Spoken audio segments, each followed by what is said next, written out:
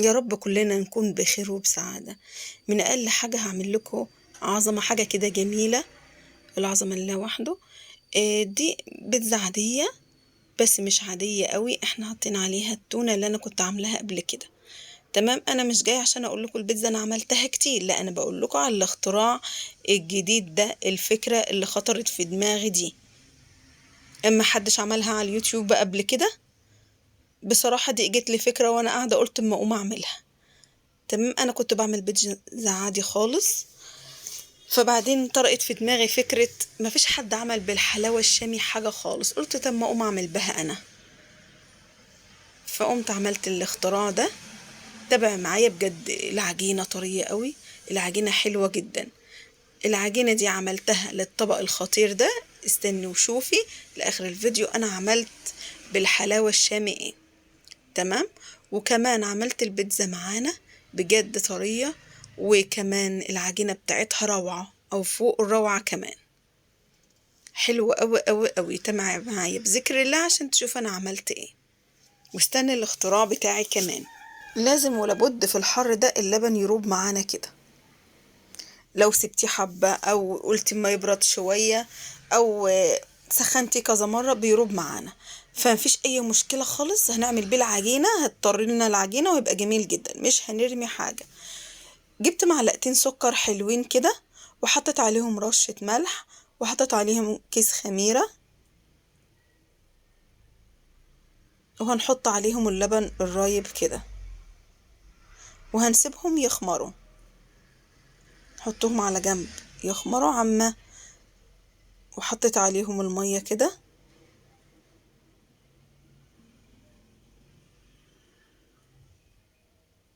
هقلبهم عشان السكر والملح يدوب.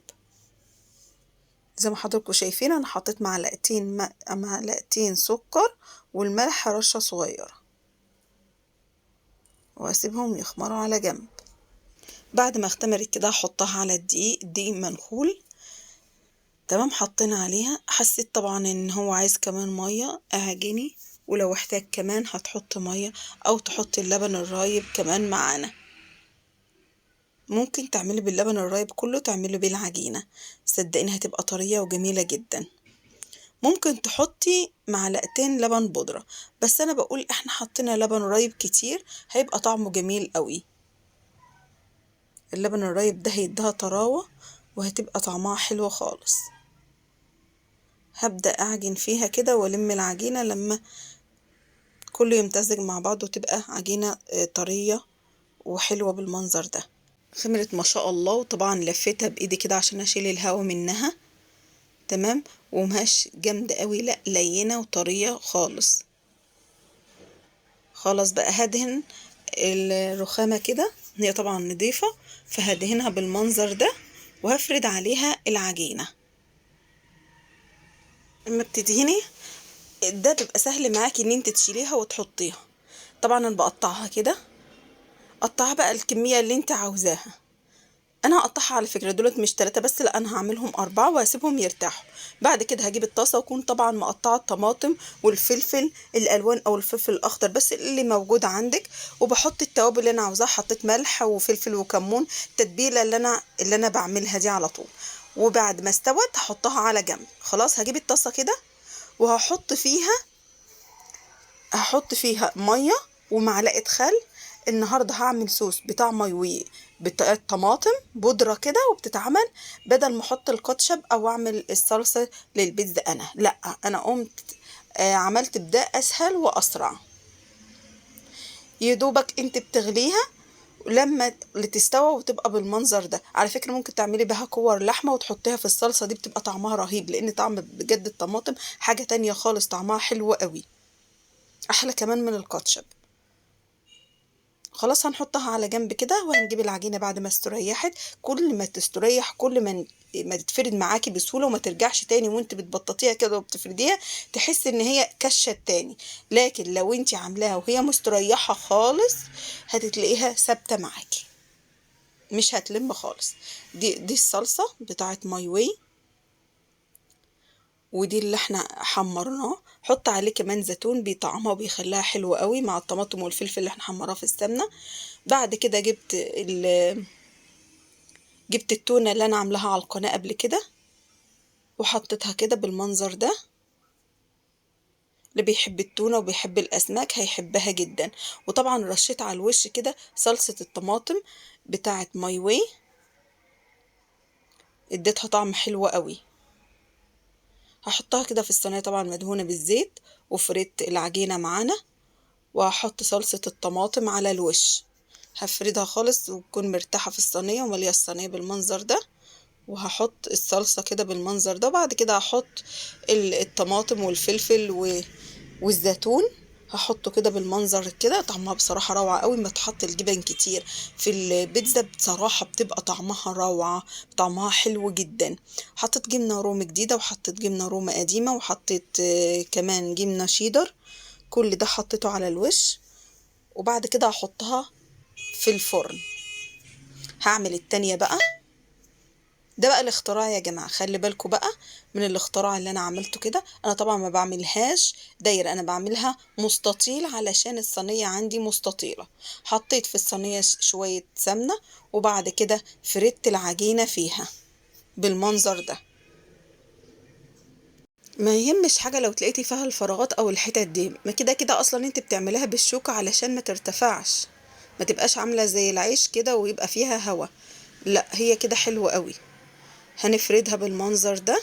هتجيبي الحلاوة الشامي، هتحاولي ان انت تعمليها كده بالمعلقة بالمنظر ده، تهرديها وتفرديها في كل حتة.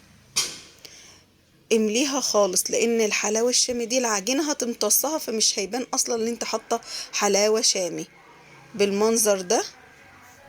انا اول مرة اعملها، فعشان كده ما كنتش اعرف ان الحلاوة الشامي هتمتصها العجينة، او لو كنت اعرف كنت حطيت حلاوة شامي بزيادة. دي الحلاوة الشامي دي قليلة قوي، حطي انتي بزيادة عشان تحسي بطعمها. بس بصراحة طعمها موجود، بس برضو مش كتير، كتريها شوية عشان يبقى طعمها روعة. هتشوفي في اخر الفيديو وانا بوريها لك العجينة ممتصية الحلاوة الشامي دي كلها. هعمل بقى الطبقة اللي هي على الوش، العجينة اللي على الوش. طبعا احنا بنفردها كده، ما بنفردهاش دايرة، بنفردها مستطيلة علشان الصينية مستطيل بالمنظر. شوفي وانا بفردها كده لينة وطرية تحفة. العجينة بجد حلوة جدا. احطها كده على وش الصينية بقى.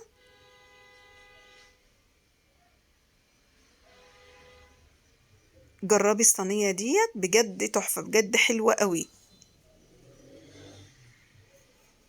وفي المرحلة دي ممكن تحطي سمنة على الوش وتحطي سمسم، هيبقى بصي طعمها خرافة، هيبقى احلى من اللي انا عملتها كمان. جربيها صدقيني وهتدعيلي. طبعا انا بقفلها كده، بقفل من كل الاطراف، مش عايزه الحلاوه الشاميه تتحرق ولا ريحتها تبقى زي الفحم، لا، احنا عايزين نقفلها كلها كل من الجوانب. وبعد كده هحط عليها كمان بالشوكه كده عشان الهواء يخرج منها. انا مش عايزاها مرتفعه، لا، انا عايزه ما ترتفعش خالص. هحطها بقى طبعا في الفرن. طلعنا كده البيتزا، طلعتها من الفرن كده، ما شاء الله الجبن ساحت. جربيها بإذن الله هتعجبك، حلوة جدا وتحميرها جميل جدا. والعجينة شوفوا بسيطة جدا من تحت، مهاش تخينة، لا، زي ما انت بتشتريها بالظبط اهي. شوفي وتحميرها حلو قوي. نشوف بقى التونة كمان اتحمرت اهي بالمنظر ده. صلصة الطماطم بتاعت ماي واي مديالها طعم جميل قوي. هو اسمها غريب شوية، بس بودرة الطماطم بتاعت ماي واي حلوة قوي. شوفي شكلها، شوفي العجينة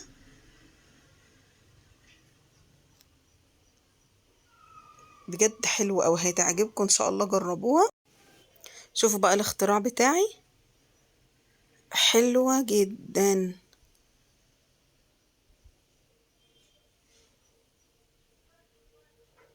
اهيت. بس متنسيش بقى تحطي على وشها سمسم، ده هيطعمها أكتر. أقول سندوتش حلاوة شامي مثلا. شوفوا الحلاوة الشامي، أنا لازم أقول لكم إن هي العجينة شربتها إزاي. شوفي أكنها فاضية، فانا بقولك زي ما انا قلتلك في الاول لازم تحطي كمية مناسبة من حلاوة الشامي علشان تظهر معاك. هو الطعم موجود لكن الشكل مش موجود، الحلاوة الشامي مش موجودة فيها. حاجة بسيطة جدا وشكرا ليكم.